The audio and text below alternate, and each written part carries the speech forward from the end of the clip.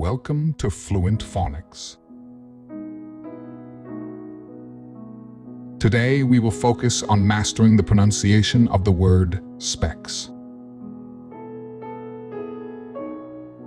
Specks.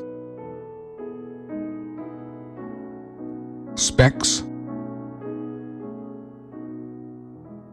Specks.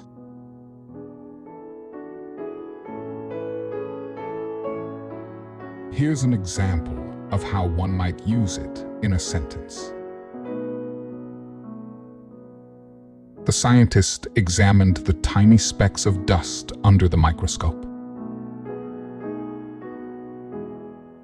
Specks refer to tiny particles or small amounts of something, often barely visible to the naked eye, such as dust, grains, or spots.